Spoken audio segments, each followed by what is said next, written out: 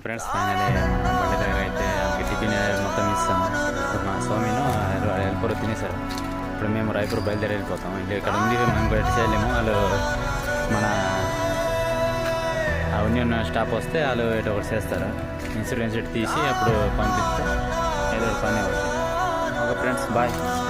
ఇలాంటి వీడియోలు మర్చిపోవడానికి మన ఛానల్ని సబ్స్క్రైబ్ చేసి ఫాలో చేయండి. Okay guys, bye.